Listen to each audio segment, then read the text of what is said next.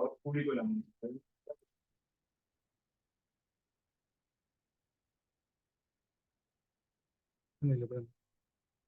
Hola.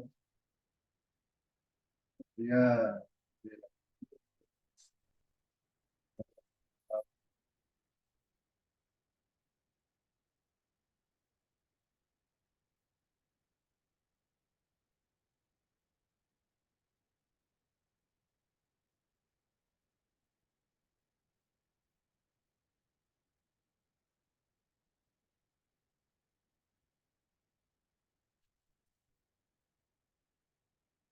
Movimiento, el expositor original, desafortunadamente en este caso, el tema de salud, claro, no vamos a poder poner el día de hoy, pero la doctora aquí, pero también es especialista, también trabaja en la Secretaría del Estado, nos va a ayudar, nos va a nutrir de temas vinculados a la materia laboral, que yo soy seguro también que nos van a ser ayuda. Entonces, estas fechas de la hemos pensado, hemos programado, organizado con mucho cariño para que se tenga en cuenta dos factores fundamentales. Los factores, digamos, de riesgo vinculados al sistema laboral, que la asistencia para redes públicas, fundamentalmente para los días, y también los públicos, ¿no? A mí sí nos atañe, creo, a todos los que tenemos todo tipo de participación, tanto como servidores, funcionarios y procuradores también. En la medida de que estamos expuestos, ¿no? A que se efectúe una investigación, probablemente se llegue a nivel de imputación penal. Es un riesgo permanente en la que estamos expuestos todos los servidores públicos. Así que, reitero, la intención de este conversatorio, de estas conferencias, ha sido contribuir con la formación y trasladar un poco la experiencia de los profesionales de la Procuraduría y los expertos que también van a responder en estos días para hacer un mejor trabajo, ¿no? Para cumplir en forma de vida con la función pública. Esa es nuestra intención, ese es el objeto. Nuevamente les agradezco por su presencia y también a las personas que probablemente se están conectando ya a través de la plataforma de la PGE. Están realizando la vía pública de la municipalidad. No, gran apoyo también a la municipalidad de San Miguel. Bueno,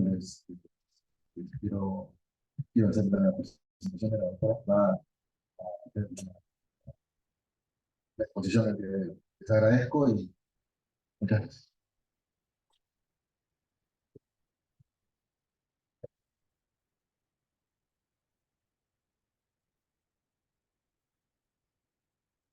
Muy bien. Como bien adelantaron ya, la doctora ponente hoy es Karina Elena Vizcarra Cárcel, abogada de profesión. Cuenta con estudios de maestría en Derecho del Trabajo en la Universidad San Martín de Porres. Realizó un curso de perfeccionamiento en Relaciones Laborales y Protección Social en la Universidad de Alcalá, en Madrid, además de especializaciones en materia laboral y procesal laboral. Su experiencia en esta materia abarca aproximadamente 7 años. Se ha desempeñado como asistente judicial, especialista legal, asistente de juez en diferentes órganos jurisdiccionales de la Corte Superior de Justicia de Lima. Abogada en la Procuraduría Pública del Ministerio de Justicia, abogada principal en el área legal de la Unidad de Administración de Personal de la Red Almenara. Actualmente se desempeña como abogada coordinadora del área procesal laboral, civil y contencioso en la Dirección de Aplicación Jurídico-Procesal de la Procuraduría General del Estado. Doctora Vizcarra, bienvenida, la escuchamos atentamente. Gracias, muy buenas tardes. Mi nombre es en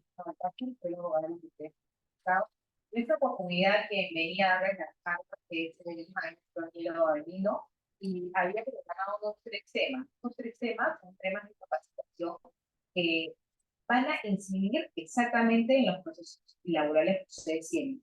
Acabo de conversar para cerrar la decisión, acabo de conversar con compañeros de CPC y mañana, después de la charla que ustedes tienen en la Constitución en penal, va a venir a tocar el tema de la Constitución, que de los temas que ya se habían programado para el día de hoy. Entonces yo les voy a dar el tema que yo he buscado, porque creo conveniente que debemos saber qué sucedió hace 20, 30, 40 años, 60 en el mundo, ¿no? En las relaciones laborales nacionales como internacionales, para poder llegar ahora, en el 2023. Entonces es un breve resumen de la historia de la Constitución, ¿no? Del derecho laboral, sobre todo el derecho, sobre todo el régimen laboral que tenemos.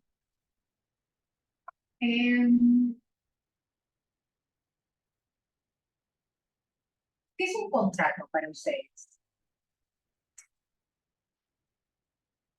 ¿Alguien tiene una idea? ¿Qué es un contrato? Son abogados, funcionarios, disculpe. Hay que ser hoy día un poco más dinámicos, ¿no? Para no, no es un monólogo, ¿no? Yo no digo un tema y voy a hablar frente a la pared, no, eso es una conversación, porque somos profesionales y tanto como yo, como ustedes, vamos a recibir una capacitación, una charla. ¿Qué es un contrato, doctor?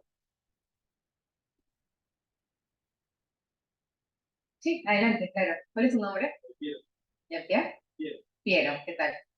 Sería un acto jurídico que creo Perfecto. Igual las respuestas que voy a preguntar no tienen que ser necesariamente jurídicas, porque no necesariamente la profesora que va a poner una nota. Excelente tu respuesta. ¿Alguien más? ¿Qué es un contrato? Adelante.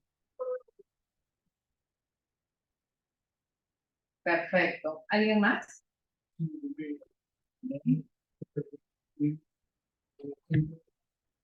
Perfecto. ¿Alguien acá es casado? Bien. O sea, bien. Siempre les está diciendo la verdad. Todos los más solteros. Ahí vamos. Además, dos personas que han pasado con peregrinos, pero están divorciados. Tengo enamorado. También, bien. Esta mujer, adelante. Bien. Bueno, pegamos con eso. Excelente. Bueno, antes de iniciar con el tema de fondo que se va a tocar el día de mañana, no vamos a empezar. Vamos a hacer un análisis minucioso del régimen laboral privado, justamente el régimen laboral 728. Voy a iniciar en un tópico, ¿no? Entrando en detalles en unos puntos que considero relevantes en cuanto a la historia, ¿no? ¿Qué pasaba? ¿Qué sucedió en el mundo para poder llegar hoy, 2023, con los regímenes laborales que tiene el Perú, ¿no? Con las leyes que tiene el Perú, leyes que han sido modificadas y las leyes que han sido creadas, ¿no? ¿Cuáles son los regímenes laborales que tenemos en la actualidad?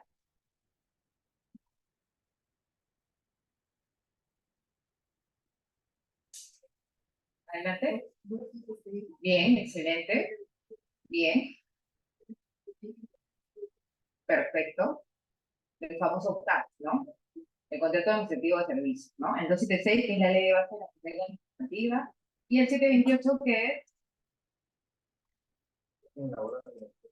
perfecto, excelente. Es importante abordarlo porque un gran grupo de servidores públicos se encuentra bajo el amparo del decreto administrativo 728. Y es algo no irónico, contraproducente, pero decreto administrativo 728.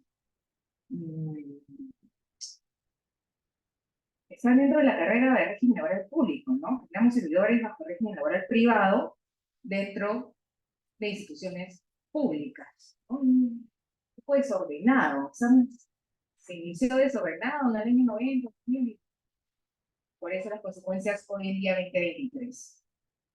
Y también tenemos el decreto legislativo 1057, con la doctora atrás, que son los famosos contratos adquisitivos de servicio, ¿no? Que han ido también variando en el último tiempo, y si me quedo solamente hablando del CAS, podría quedarme un día completo, ¿no?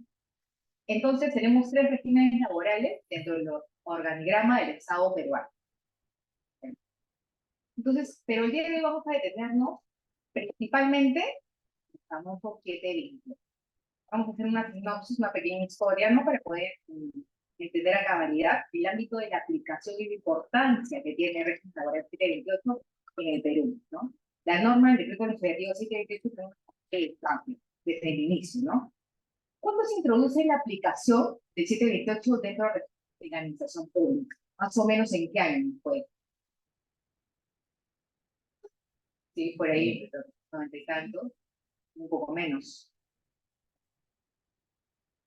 ¿En qué año? Todos acá hemos nacido con las caras menos piadas antes del 90. Lo único que creo que ha sido con la... No, sé que no existe.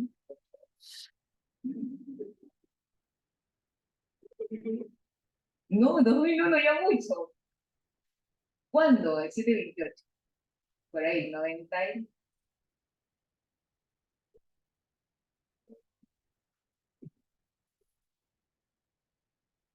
El doctor Ángelo, maestro, que no está presente, pero mañana vamos a seguir con la situación importantísima, y una clase de la historia, de todos los contratos que abarca el 728, no es que me haya copiado él, pero está en la norma, en el año 1991. En el año 1991 ingresa la aplicación del régimen laboral 728 en el Perú, en 1991, claro. Bueno, dentro del régimen laboral público, ¿no? El 728 es una norma que nace formalmente en noviembre del 91, ¿no?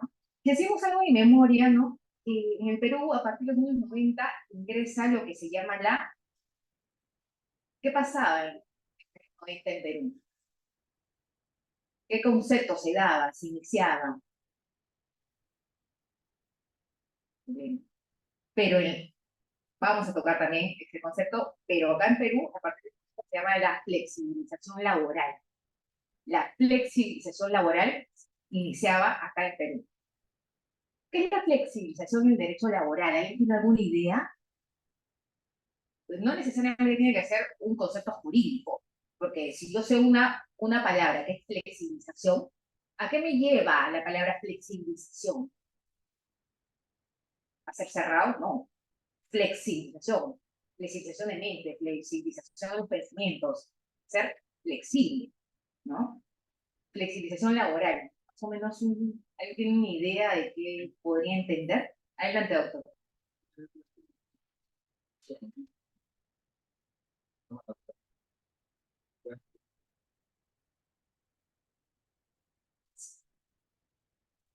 Lo, podríamos decir que es la diferencia a una estabilidad rígida, ¿no? La diferencia es la flexibilización ahora. La idea podría quedar en el limbo, ¿no? A veces no queda completamente clara la idea de flexibilización ahora, ¿no? Porque también en la doctrina que tenemos, el tema de flexibilización laboral no nos ayuda. Vemos los libros de flexibilización. Entonces, teniendo en cuenta que hay una hora académica, dejar la idea clara. De repente la capacitación en cuanto a los casos que sí necesitan, lo va a desarrollar el doctor Ángelo, pero la idea de la introducción, de la historia, por qué estamos tocando ahora esto, por qué yo tengo esas preguntas para poder resolver los casos, sí va a quedar clara en una hora. Hay dos términos, sobre todo para los abogados que estamos acá, o los abogados, compañeros, colegas que están afuera. Hay dos términos que siempre se tocan en el derecho laboral. En el primero tenemos que a partir de los años 80 y 90, exactamente se inicia, ¿no?, el tema de la flexibilización laboral. La flexibilización del derecho al trabajo. Esa es la cosa, ¿no? En algún momento hemos escuchado ese término, creo, en libros o en unas conferencias.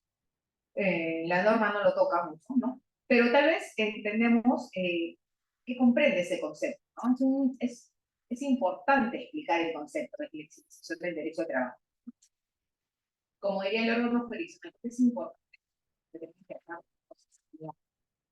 conceptos claros para poder hacer una buena defensa jurídica del Estado. Cada uno desde el punto que se encuentra como trabajador.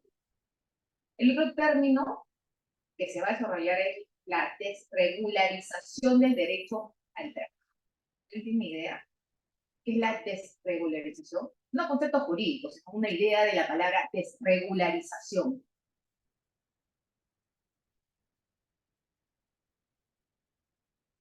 ¿Alguien? Doctor, usted.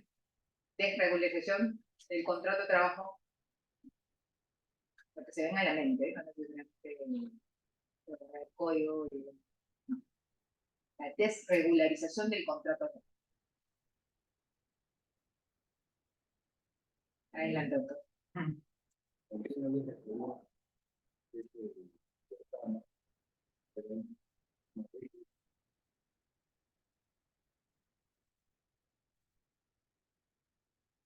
Entonces va de la mano con la flexibilización. Perfecto. El primer gran término que les he mencionado, la flexibilización del derecho de trabajo, vamos a partir todos desde una premisa, ¿no? Los inicios del derecho laboral, no peruano, los inicios del derecho laboral. Nos llevaban a una esencia que teníamos como concepto de derecho laboral, un derecho laboral rígido, ¿no? Antes teníamos un derecho laboral rígido. ¿Por qué decimos que el derecho laboral antes, 30 años atrás, era rígido? Mejor dicho, ¿cuándo surge el derecho laboral? No en Perú. ¿Cuándo surge el derecho laboral? Laboralista. Ah, ¿vale? La mayoría son laboralistas. Hay varias especialidades, creo, ¿no? Abogados, varias especialidades. ¿Quiénes son laboralistas? Dos. ¿Quiénes más son laboralistas? Son los dos abogados laboralistas. ¿Los demás de qué especialidad son? Doctores, ¿qué especialidad son los demás colegas? Bien, penalista usted. Penalista usted.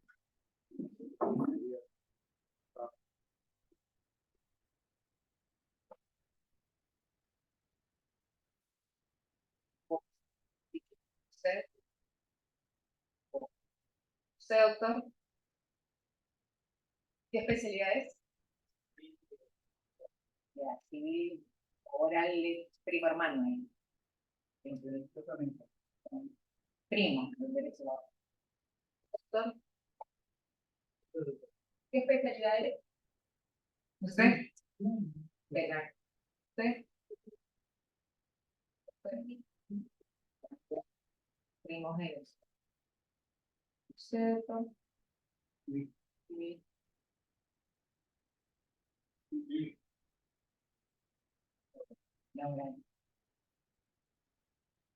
20 minutos preguntando cuántos, estoy en un poco de espacio. No, hay que participar. ¿Cómo te llamas, Caro? Yo ya me había notado tu nombre hace 20 minutos atrás, pero ¿usted, doctora? Bien. ¿Usted? Penal. Entonces estamos divididos. ¿Usted, doctora? Penal. Bueno. Pero esto nos han enseñado en derecho, en introducción al derecho, primer ciclo, digamos. ¿Cuándo surge el derecho laboral? En el colegio no, en el curso de historia no. ¿Cuándo surge el derecho laboral?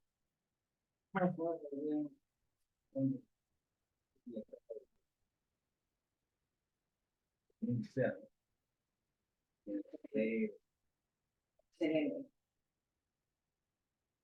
A partir del fenómeno de la revolución industrial. A partir del fenómeno de la revolución industrial nace el derecho laboral. Ahí. Sí sabía, solamente que no se acordaba. Sí sabía.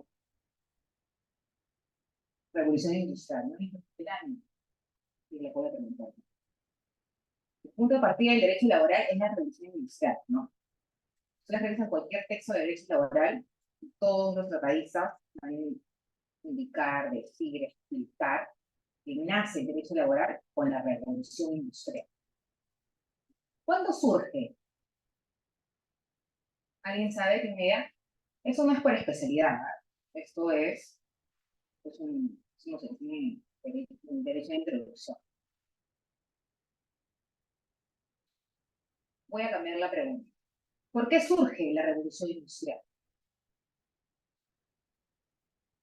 ¿Alguien tiene una idea?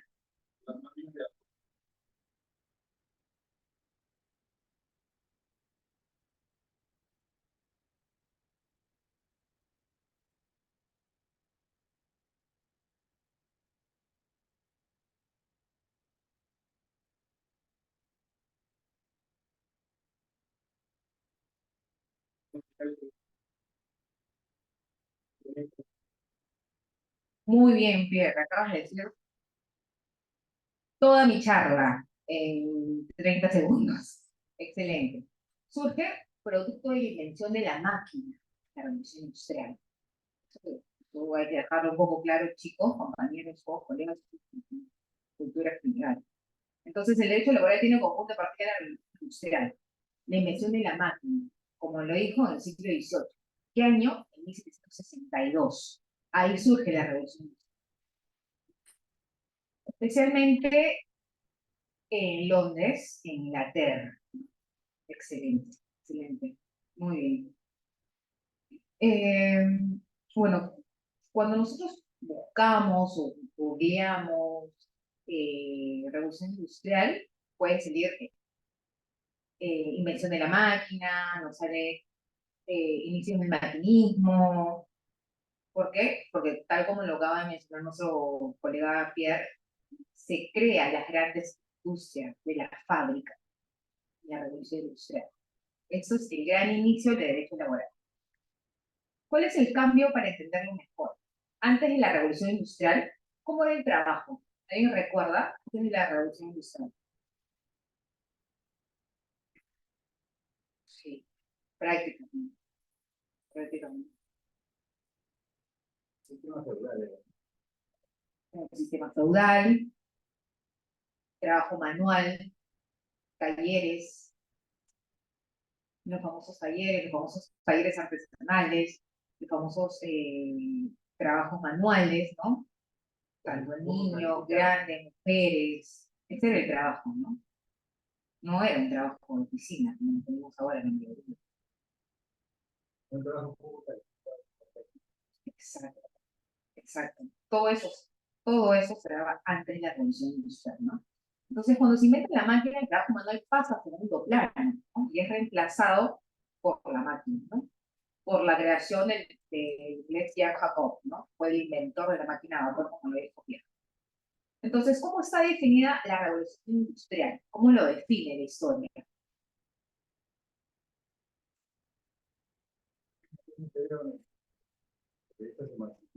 Ujú. Exacto. Entonces, el concepto es un fenómeno científico-tecnológico. Ese es el concepto, ¿no? Un fenómeno científico-tecnológico. La revolución industrial es un fenómeno científico-tecnológico que deja de lado, ¿no?, las labores manuales, artesanales que se daban, para ahora trabajar conjuntamente con una máquina. Bueno, que ahora un día la máquina está avanzando y sigue avanzando, y creo yo que en muchos años podrían llegar a hacer el trabajo que la mayoría está realizando. Entonces, esa es la definición en esencia, ¿no? Un fenómeno científico-tecnológico que es por la invención de la máquina. Incluso la revolución industrial también pasó por etapas. La primera etapa de la revolución industrial es el maquinismo. La segunda etapa de la revolución industrial son tres etapas que nos enseñaron. La primera es el maquinismo. Como fue en Pierre, la invención de la máquina, y Jacob inventa la máquina de vapor en 1762. en Londres, Inglaterra. La segunda etapa es que la mayoría tiene el invento de los vehículos. Es la segunda etapa. Y la tercera etapa, ¿no? Como lo dice el libro, las olas, la tercera ola de la revolución industrial, la digital, la tecnológica, la computadora, el internet. Eso. Esas son las tres etapas. Y ahorita seguimos en la tercera etapa, ¿no? O sea, en unos años vamos a tener esta etapa. Lo importante del derecho laboral, doctores, hay que tener en cuenta que no es el concepto de revolución industrial. Eso no es importante para el derecho. ¿Qué sucedió? ¿Qué pasó? ¿Qué es la revolución industrial? No. Eso no es importante. ¿Qué es lo más importante para el derecho laboral? ¿Una idea?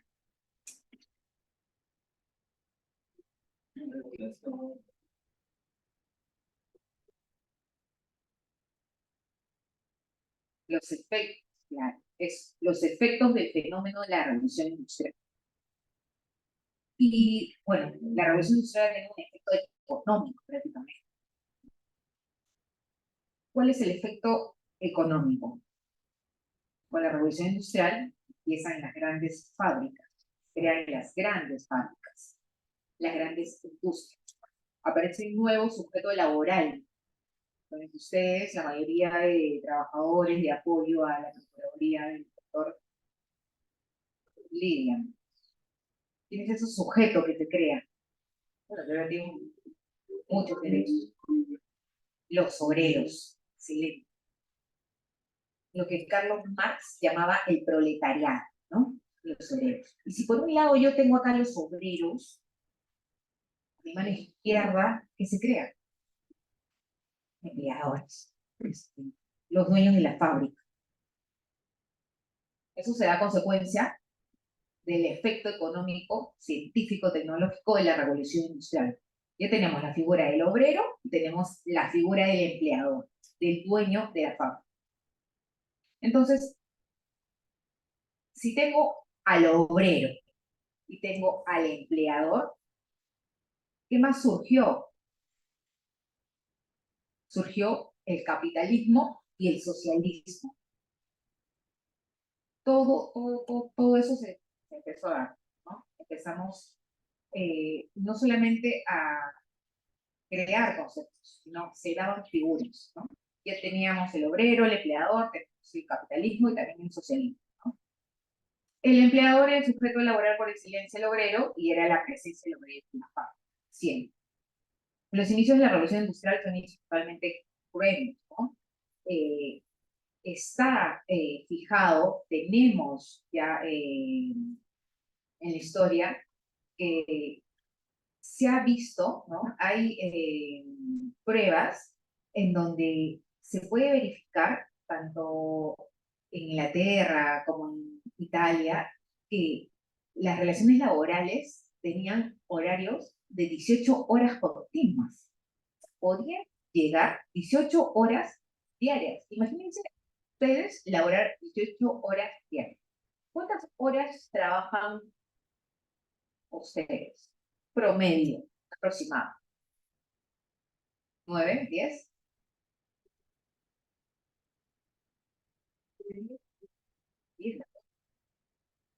Está llegando el 18. 12 horas, doctora. De 8 a 8.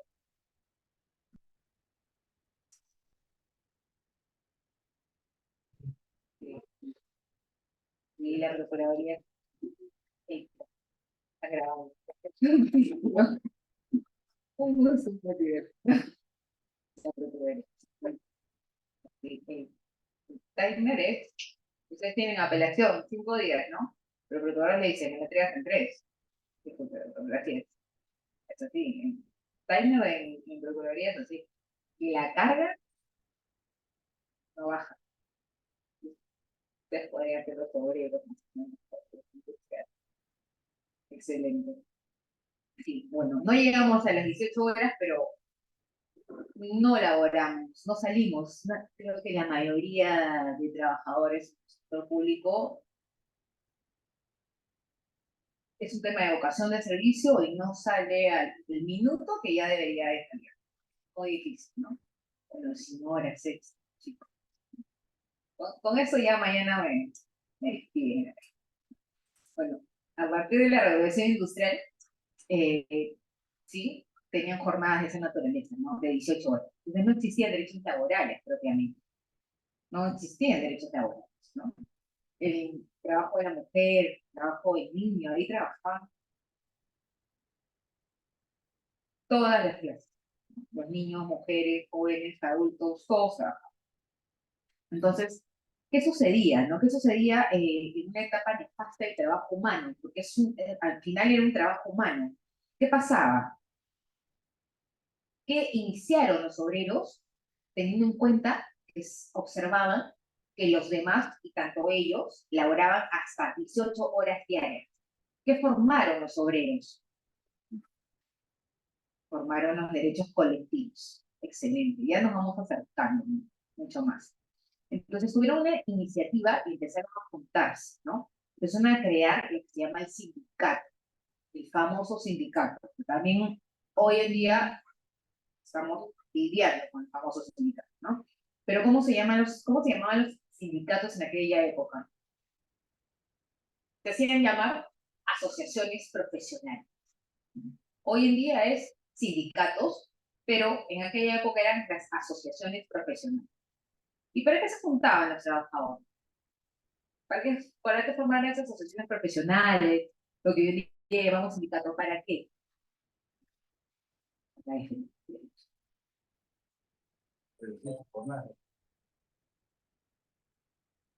Para defender derechos, para reducir jornadas laborales, igualdad, remuneración. Todo eso podemos englobarlo como reivindicaciones laborales, ¿no? Reivindicaciones de derechos laborales que tenían los obreros, que se lo tenía que dar el empleador.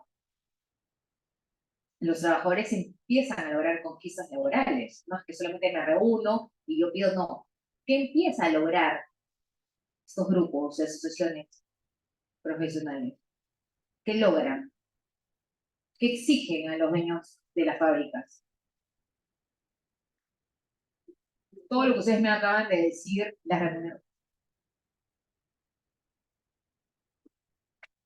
Excelente. Ahí surge la jornada de 8 horas. Surge unas mejores condiciones de trabajo. Por ello, nosotros ahorita no nos quedamos 20, 18 horas, 15 horas, no nos quedamos 9, 10, ¿no? Pero no me tengo que quedar 18 horas trabajando. El descanso remunerado, crearon el descanso remunerado. Así se fueron los primeros beneficios laborales, ¿no? La estabilidad laboral, ahí ya va cambiando el concepto, ¿no? Ya hay estabilidad laboral. A partir de que los trabajadores logran, ¿no? Esas reuniones, esas conquistas, podríamos llamarlas, ¿no? Porque si fueron, entonces eran de 18 horas, trabajar 8 horas y que me paguen correctamente, es una conquista para todos los obreros. Entonces, por lo tanto, ahí entendemos ya con una mejor remuneración, con un mejor derecho, ¿no? Con una reivindicación al derecho laboral, ya se va formando la rigidez del derecho al trabajo. Entonces, el derecho al trabajo se forma de una manera más rígida, ¿no? Entonces, ¿qué podemos entender por la rigidez del derecho laboral?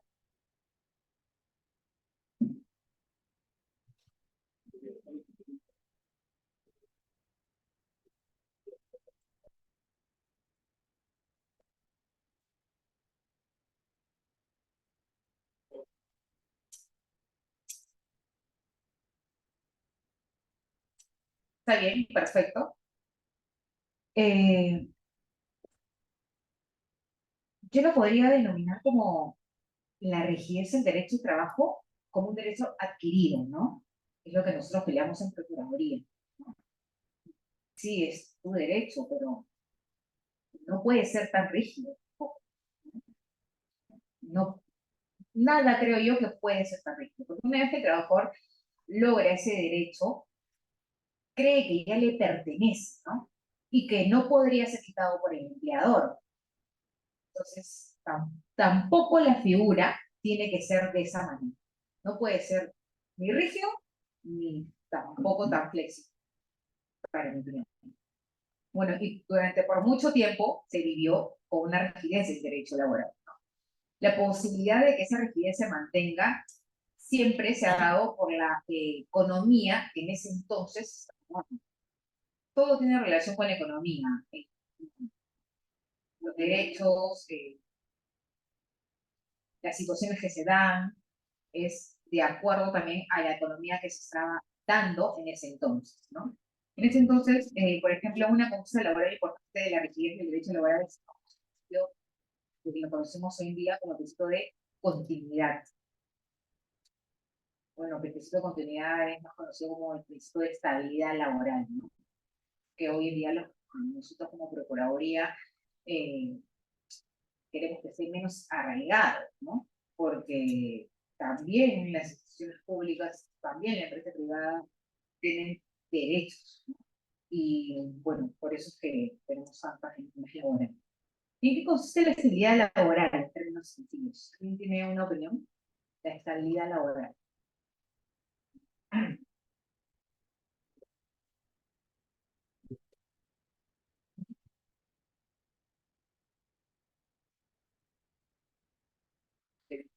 ¿Usted, doctor, qué entiende por estabilidad laboral? Sí, perfecto. Permanencia. ¿Usted, doctor?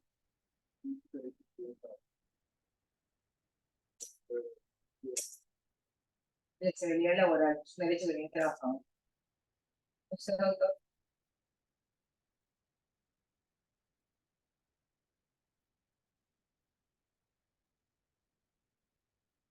La estabilidad laboral. Se podría decir que es que garantiza, ¿no?, la permanencia del trabajador tanto en la entidad como en la empresa. El trabajador esté garantizando la permanencia del famoso puesto de lo que se quiere, lo que se logra, todas las demandas que tienen ustedes en la Procuraduría, lo que es civil, contencioso, laboral, ser indeterminado.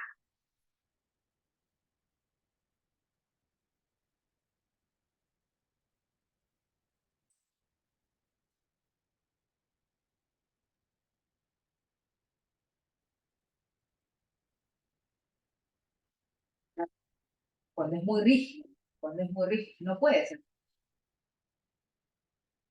Bueno, propio de la rigidez del derecho laboral, como consecuencia hay que entender que la rigidez significa que yo tenía mi seguridad laboral y prácticamente el trabajador ya no podía ser tocado, como muchos ahora creen que no puede ser tocado, ¿no? Pero bueno, hay que cumplir ciertos parámetros, ciertos requisitos también para por supuesto, y de decir, yo no puedo ser tocado.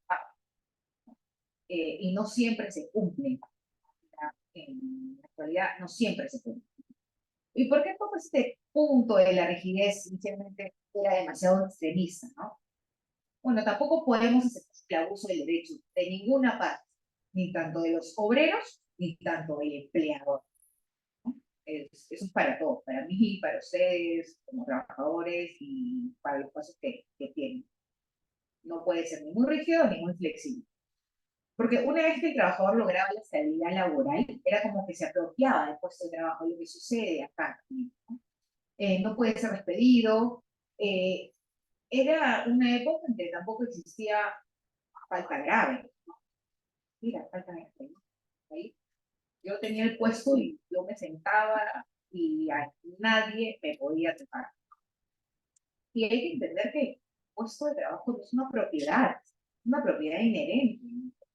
No, el puesto de trabajo tiene que cumplir con las capacidades, tiene que cumplir no solamente con capacidades, sino con el ejercicio y las funciones del puesto en el cual tú estarías garantizado. Cuando le comenté que cuando la economía estaba bien, los grandes problemas surgen cuando la economía empieza a tambalear. No solamente después de la revolución industrial, eso pasa también en la actualidad en el país. Cuando la economía empieza a tambalear, por así decirlo, justamente el derecho del trabajo rígido que se daba en ese entonces, eh, podría vivir tranquilamente en ese esquema. Pero si yo tengo una economía que está tambaleando, que no va en su vida, entonces mi garantía de permanecer en el puesto de trabajo también va a cambiar. ¿Y qué sucedía? Bueno, hay que entender que estamos hablando de hace 40 años atrás, estamos hablando de 45 años atrás más o menos. ¿Qué sucedía en el 75 más o menos a nivel internacional?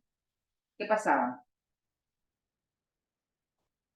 Como en todos los últimos años, nosotros tenemos crisis, ¿no? Y en el 74, 75, ¿qué vivíamos? La crisis del petróleo, la crisis del petróleo, ¿no? La gran crisis energética. Eso estábamos viviendo, lo cual hizo temblar a las grandes economías, ¿no? No sé, un poco las grandes economías, era Italia, Inglaterra, Alemania, España, ¿no? Entonces, si ya teníamos una crisis económica, hay que utilizar el remedio. ¿Y qué dijeron? ¿O qué elemento usaron? Tengo que despedir masivamente, porque si yo tenía una economía que podía tener a trabajadores que tenían un puesto, que prácticamente habían hecho de ese puesto una propiedad, y yo ya tengo una economía a espaldas que está tambaleando, que está en declive, yo tengo que realizar despidos masivos, ¿no? ¿Se acuerdan del año 90 de los despidos masivos? Sí, claro. Sí, claro, nuestros familiares han pasado por eso. ¿Sí? Y vamos a llegar, vamos a llegar. Estamos avanzando. Vamos a imaginarnos en la época, ¿no? Imaginemos que estamos ahorita, no sé, en Alemania, en Inglaterra, ¿no? Con una gran crisis económica, un derecho laboral rígido. Nuestros trabajadores han vivido con la idea de que son intocables, que no me pueden tocar, que ese puesto de trabajo es mi propiedad y que no pueden ser despedidos, ¿no? Entonces tienen conciencia de que hay una economía que está en decadencia, que se declive. ¿Qué hacen? ¿Qué hacen ustedes como abogados de esas potencias? Despidos masivos. No queda. Tengo que realizar despidos masivos. Despedir a grandes cantidades de trabajadores, ¿no? Pero tengo que encontrar siempre una justificación, porque somos abogados, digamos, ¿no? ¿Y cuál sería mi justificación? Bien. ¿Qué hicieron ellos? ¿No? Se juntaron las grandes potencias, porque hay una economía que está en decadencia y tengo poblado los puestos laborales. Entonces se crea la figura de la flexibilización laboral. O sea, la flexibilización laboral viene a ser como una suerte de fenómeno, ¿no? Producto de la crisis económica que se estaba llevando en ese momento. Ya no era un derecho laboral rígido, yo ya no tenía un derecho laboral rígido de los obreros, del sindicato. Ahora tengo un derecho laboral flexible. Entonces, si el derecho laboral era rígido, ese fenómeno, lo contrario a lo rígido que es flexible. Exacto. Ya vamos avanzando. Entonces, tener un derecho laboral rígido te cambia las reglas del juego y ahora es un derecho laboral flexible, ¿no? Se crea creación siempre de la crisis económica que estaba llevando en ese entonces. Entonces, hay que entender la flexibilización del derecho al trabajo como un péndulo, ¿no? Es un péndulo que se mueve tanto a la izquierda y a la derecha, ¿no? Hay tres posibilidades. El péndulo de la flexibilización del derecho al trabajo va a ir a favor, hacia el empleado, de acuerdo a la crisis económica que en ese momento se lleve, o que en este momento también nos pueda dar en la actualidad. ese fenómeno que se dio a nivel mundial aterrizó en nuestro país, en el Perú, porque hay que tener en cuenta, doctores, que todo lo que sucede en el marco internacional afecta en el marco nacional. La economía que sucede en el marco internacional, las situaciones que suceden en el marco internacional, afectan en el marco nacional. Entonces, ¿qué se dio? ¿Qué se estaba dando?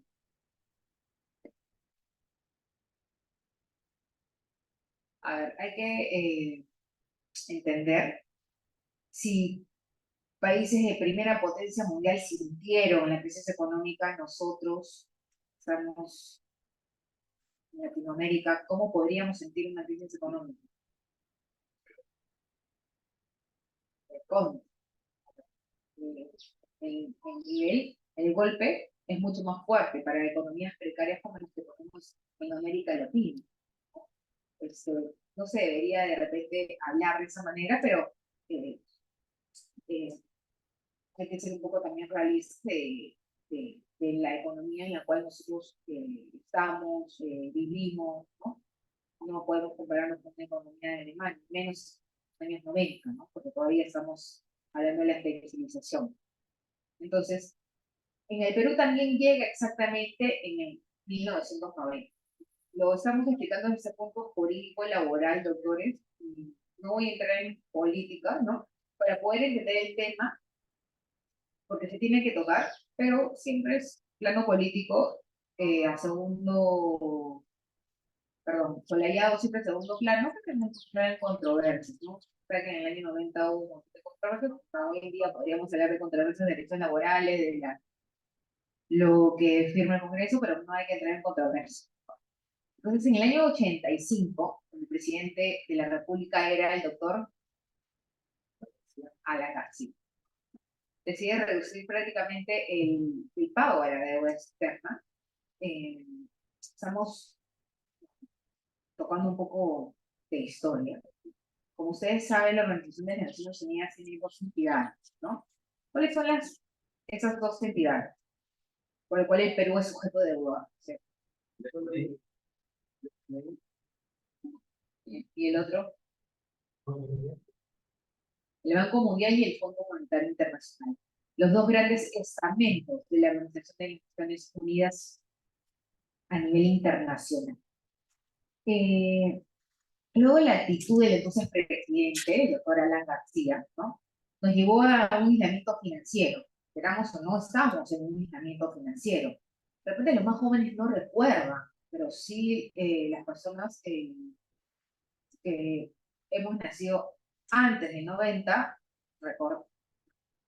yo recuerdo las colas que me llevaban mi abuela en ese entonces, y que tenía que hacer grandes colas para poder hacer servicios, ¿no? Siempre hay que tocar y que los temas que se han vivido para poder llegar a la realidad, ¿no? Entonces, eso estaba sucediendo, ¿no? Entonces, ¿qué dijo el Fondo Monetario de Perú? Tú no eres un sujeto opreso. Y nos aislaron financieramente. Eso sucedió. Tú no. Una X. Pusieron una X. Teníamos una crisis económica, el Fondo Monetario nos había aislado financieramente, ¿no? Entonces, en el año 90, cuando ingresa la presidencia, el señor Fujimori se encontró con ese panorama, que el Perú estaba aislado financieramente y con una gran crisis económica. Entonces, vienen los empresarios del Fondo Monetario, ¿no? Para la puerta, y le propusieron que el Perú pueda reinsertarse económicamente en el Fondo Monetario Internacional, siempre bajo algunas condiciones. Bajo la condición, antes de esto, bajo la condición de firmar la conocida carta de intención. Una carta de intención es como un recetario. Tú me firmas esta carta de intención y tú, Perú, te reinsertas, ¿no? Te reinsertas a la economía mundial. Pero obviamente bajo ciertas condiciones. Condiciones que el Fondo Monetario indicaba, ¿no? Y se llegó a firmar la carta de intención. El primer punto de la carta de intención, ¿cuál era?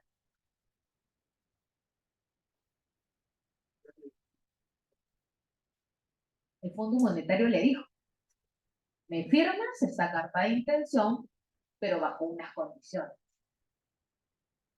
Una condición era que se realice, que se lleve a cabo en el Perú una economía neoliberal, una economía con un derecho laboral flexible. Y hay que hacer un poquito de memoria. ¿Qué pasaba en el año 89 a nivel mundial? ¿Qué sucedió cercamente?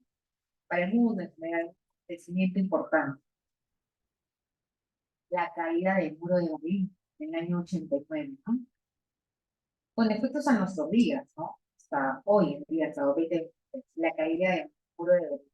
¿Y qué produce la caída del muro de Berlín?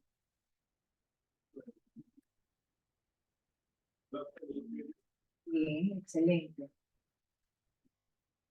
¿Qué más? ¿Qué produce la caída del muro de Berlín? Ya en 90 le dijeron al Fondo Monetario Fujimori, fírmame la carta de intención. En 89, ahí unos meses antes, la caída del muro de Berlín. ¿Qué más? ¿Qué sucedió tras la caída del muro de Berlín?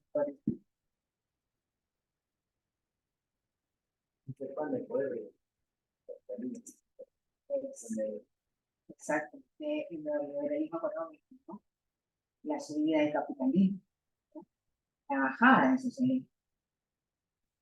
El capitalismo teniendo como imagen Estados Unidos y el socialismo a la Unión Soviética de ese entonces, ¿no? Entonces hay una pugna también marcada, ¿no? La lucha del capitalismo con la Unión Soviética y el capitalismo con el socialismo, ¿no? La llamada bipolaridad, ¿no? Como lo llaman los economistas en sus libros. Entonces, cuando en general recuerdan al general Morales Bermúdez, ¿no? En el 75 asume el reemplazo de General Velasco, eh, convocó a una asamblea constituyente, ya hemos retrocedido, en el año 78, para firmar la Constitución del 79, ¿no? La Asamblea Constituyente. ¿Quiénes participaron? Que ganó el APRA, ¿no? ¿Quiénes participaron? O sea, PPC, PPC estaba de izquierda, sí, estaba de izquierda y que acaba, el izquierdista que acaba de fallecer, o Blanco, el Canseco. Entonces, se crea la Constitución del 79 y todos los constitucionalistas, ¿no? Que hemos podido leer o que los constitucionalistas nacionales que tenemos, ¿no? Entre ellos está Chirino Soto, el profesor Marcel Rubio, ¿no? Todos coinciden que la Constitución del 79 de Perú se basaba en una economía social de mercado, porque en ese entonces teníamos una influencia del Estado, ¿no? La economía social del mercado del 79 por la influencia del Estado. Pero cuando pasa el tiempo, ya regresamos al 89, en noviembre exactamente del 89, caída del muro de Berlín, eh, prácticamente en el 89, doctores, el comunismo ya estaba retirada, nos gusta o no nos gusta, ¿no? Ya estaba retirada. Entonces, terminó triunfando el capitalismo, eso está claro, ¿no? Cae el muro de Berlín, triunfa el capitalismo, ya no vivimos una bipolaridad, ¿no? Una unipolaridad, una visión neoliberal, la economía de mercado, la constitución del 79, ¿no? Se había dado bajo la pugna de Estados Unidos con la Unión Soviética, ¿no?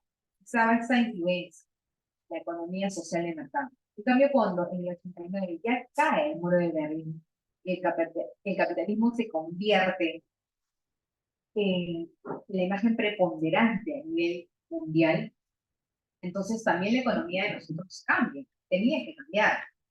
Si el mundo estaba cambiando, entonces nosotros bien, no íbamos a nadar contra la corriente, no se podía. El mundo cambia, por eso es que el presidente en ese entonces, Fujimori, llega a firmar la carta de del Fondo Monetario, le presenta en los años 90, ¿no? que decía en el punto 1 que el Perú tenía que inscribirse a una economía neoliberal, porque la economía que estaba pregonando en el del mundo era la economía neoliberal. En el 79 teníamos la economía social de mercado, y no podíamos seguir con una economía social de mercado, porque ya el capitalismo, tras la caída del muro de Berlín, estaba cambiando la idea, la imagen, estaba cambiando el concepto. Entonces se menciona que era inevitable que se dé una nueva constitución, porque si está firmando una carta de intención, en la cual se están escribiendo una economía neoliberal, ya no podía ser vigente otra constitución con una economía social de mercado, eso estaba claro. Por eso la constitución del 93 se basa en una economía neoliberal. ¿Qué es lo que dice? ¿Qué es lo que dice la constitución actual?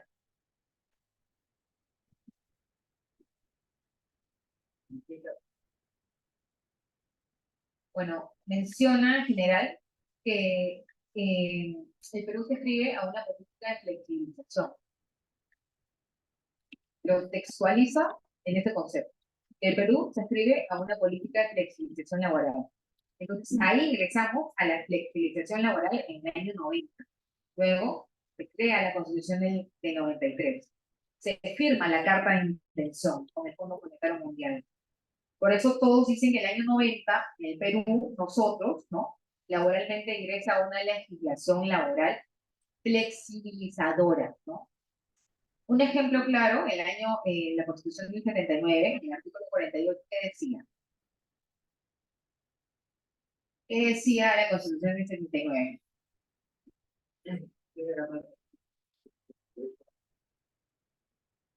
Era más protector.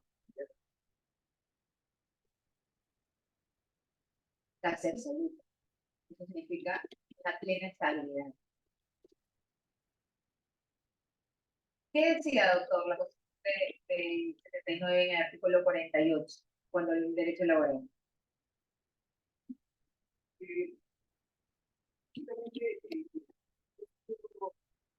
El trabajador está rígido, obviamente que sería de dueño del puesto y en consecuencia el peor se encontraba todavía. Además, la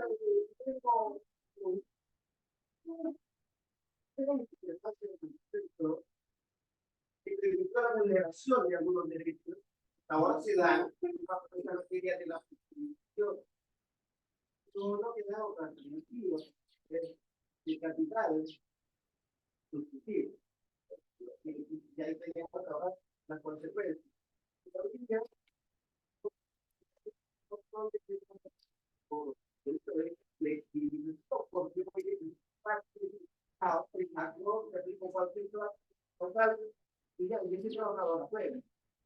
yo también he trabajado de educación de los equipos de trabajador. Entonces, también nosotros, efectos colaterales también tuvieron un crisis. Y hoy vivimos una crisis. Bueno, pero es parte de eso. Por eso es que la Constitución del 93 permite una flexibilización en otras palabras de firmación. Exacto. No lo voy a contradecir.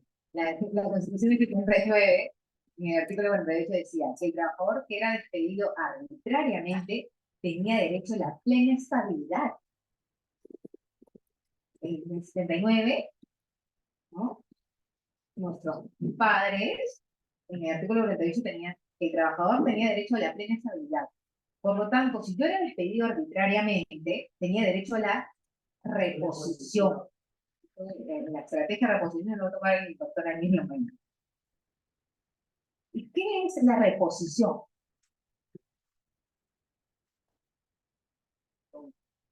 Tener mi trabajo.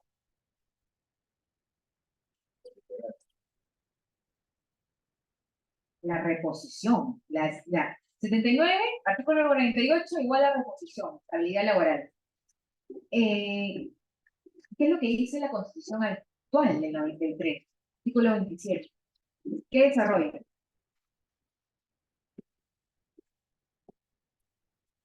Textualmente lo menciona. El Estado brindará una adecuada protección al trabajador con el despido arbitrario, pero dice adecuada protección, pero no dice qué consiste esa adecuada protección. Nos remitimos a la norma infraconstitucional, entonces, ¿no? Pero no me habla de reposición. Estabilidad relativa. La estabilidad relativa. Exacto. Entonces, cuando en los años 90 nosotros ingresamos a la flexibilización, hay un cambio concreto a partir del año ya 95, ¿no? Desaparece la reposición por despido arbitrario, famoso despido arbitrario, producto de la flexibilización, ya que el trabajador que es despedido arbitrariamente no retorna en su puesto de trabajo. ¿Qué sucede con el trabajador que es despedido arbitrariamente? Una indemnización que mañana en su texto le va a escribir, por ejemplo, los temas. Si no, cambia la figura. Y si era despedido arbitrariamente, se le va a dar una indemnización, ¿no? Ahí está el ejemplo clarísimo. La indemnización no es lo mismo que una reposición. No es lo mismo que una reposición. Sí, sobre todo por la regla, la indemnización, la ecuación que ya está en la norma. ¿Qué es la indemnización? Es una suma de dinero, efectivo, dinero. Dinero que mañana más tarde se va a acabar, se va a terminar. Si me responde, yo voy a mantener la estabilidad laboral de trabajo. Sí, se podría decir que la reposición, voy a también recibir un dinero por la remuneración, pero va a ser permanente, mes. Y hay una diferencia. Entonces hay una diferencia clara en la Constitución del 79 con la Constitución del 93. Hay una diferencia, el artículo 48 con el artículo 27. La diferencia está textualizada en ambos artículos. Por eso en la doctrina del derecho laboral hay dos clases de estabilidad laboral, doctores. Cuando el trabajador es repuesto, es sinónimo de estabilidad laboral. Y cuando es una estabilidad relativa, como dijo el doctor, cuando no hay una reposición, y en vez de una reposición yo te pongo un monto de indemnización, un derecho resarcitorio, ¿no? Que es lo que nos dice la Constitución actual, la Carta Magna del año 93. Entonces, ya pasando al tema de la desregularización, que es una consecuencia de la flexibilización laboral que se dio en el año 90, ¿qué es la desregularización? ¿Qué implica la desregularización? Implica fundamentalmente una serie de trastornos, podríamos llamarlo, trastornos en los contratos laborales. ¿Por qué? ¿Por qué cambios en los contratos laborales? Porque hay una suerte de modificación en la práctica de la contratación laboral, ¿no? ¿Cuál es el contrato de trabajo que me garantiza a mí una plena estabilidad laboral? A mí, a ustedes, a sus familiares. ¿Cuál es el contrato laboral que me garantiza una plena estabilidad? El indeterminado. El indeterminado. Cualquier otro contrato laboral no me garantiza una plena estabilidad laboral. El contrato de trabajo a plazo indeterminado o indefinido, como alguna doctrina lo llama, ¿no? Se da, ¿no? ¿Sí? Sea indeterminado, ¿no? Pero en su entidad, en la práctica, ¿qué tipo de contrato usan más? Acá, modales. ¿Modales? ¿Todos están de acuerdo? ¿Contratos modales? CAS también. Modal, CAS, contrato laboral. En ocasión ya estamos hablando de otro tema. No hay ni un locador acá.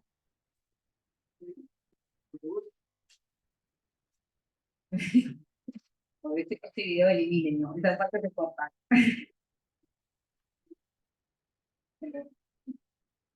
El contrato de plazo indeterminado, ¿no? En las entidades sí, se dan más contratos temporales. ¿Por qué? Porque lamentablemente, doctores, la regulación natural es el contrato definido, esto ya lo he mencionado, y ha sido destruido en la práctica, ha sido destruido por la mayor, porque la mayor cantidad de contrataciones que se vienen dando diferentes entidades, no solamente en las entidades municipales, en el gobierno regional, en, en nuestro país, ¿no? Esa es la consecuencia de la desregularización de contratos laborales. Significa utilizar más contratos temporales que los contratos indefinidos, que se supone que tenemos que hacer un buen contrato indefinido para que estos contratos temporales a futuro no se estén desnaturalizando. Porque en la práctica voy a realizar las funciones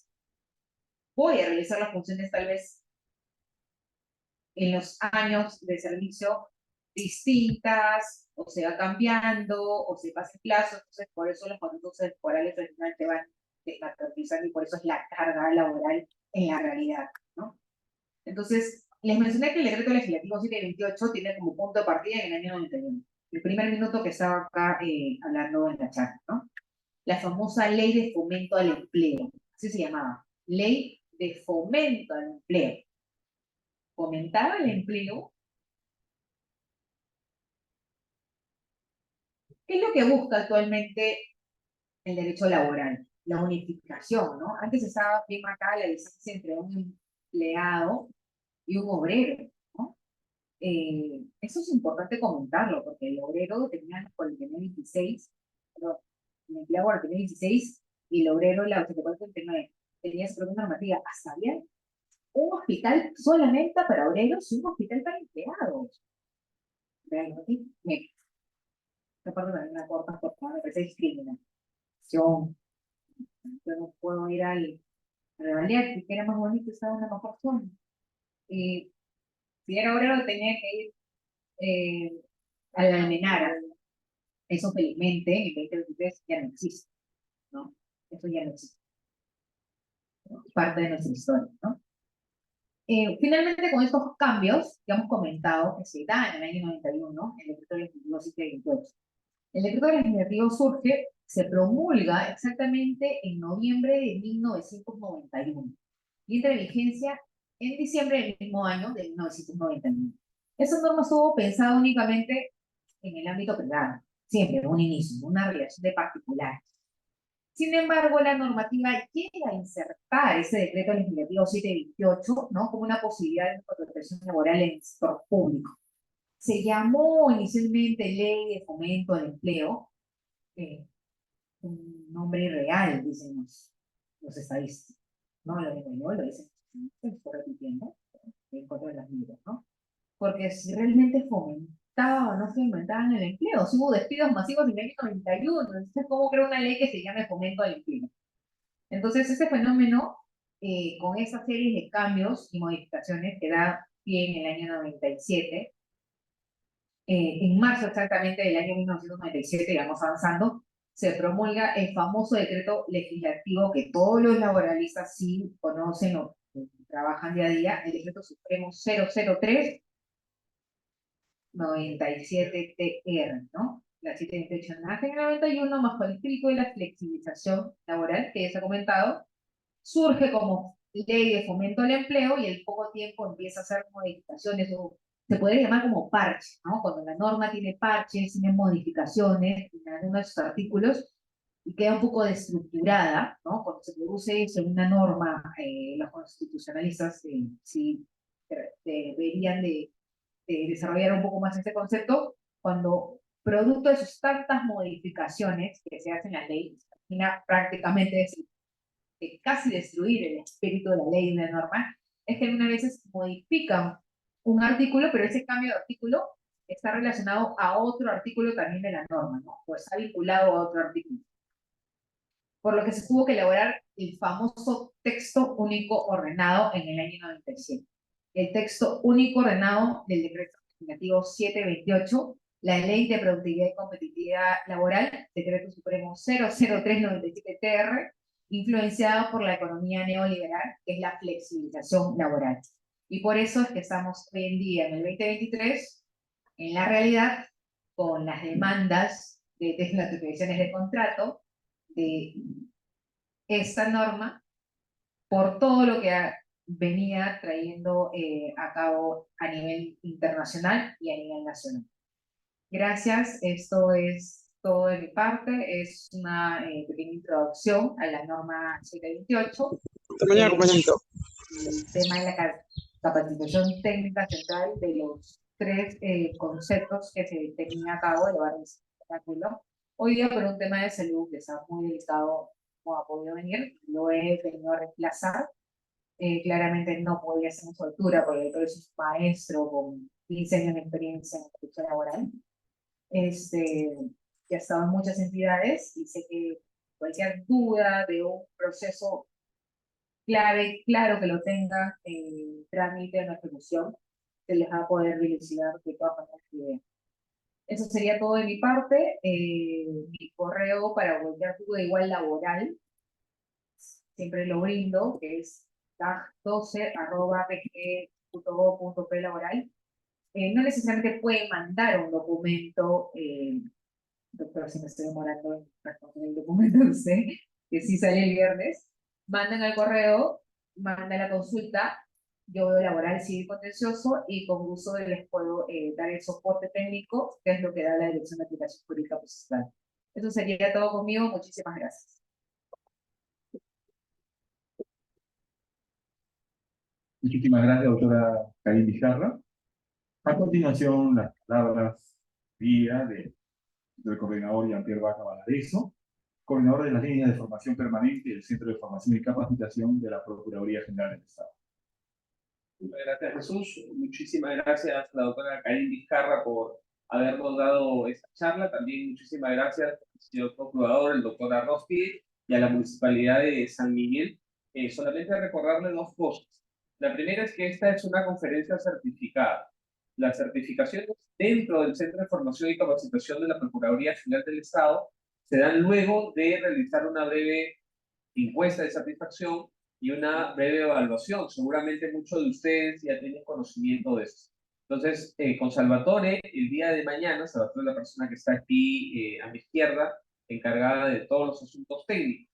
Él va a remitir a todas las personas que han venido un enlace del aula virtual a sus correos electrónicos para que accedan a partir de mañana, rindan la evaluación y puedan descargar automáticamente su certificado. Eso en primer lugar. Y en segundo lugar, recordarles que mañana tenemos la segunda parte, ya más enfocada en el lado penal. Vienen dos ponentes, el doctor, ¿me recuerda por favor el nombre? El doctor Moreno, Jefferson Moreno, y también el doctor Jorge Córdoba, ¿no es cierto? Van a estar los dos mañana hablando sobre delitos específicos dentro de la administración pública con principal incidencia en los delitos que pueden ser cometidos o que pueden darse en el contexto de una gestión municipal. ¿De acuerdo? Así que el día de mañana, nuevamente a las 4 de la tarde, y además tenemos jornada doble porque también viene Ángela Benino.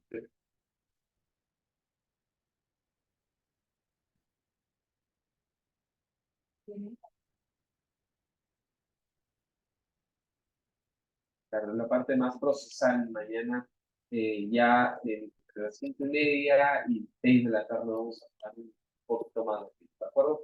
Muchísimas gracias por haber venido el día de hoy, los esperamos mañana. Gracias. Ahí atrás un coffee break, ¿verdad? Muchísimas gracias.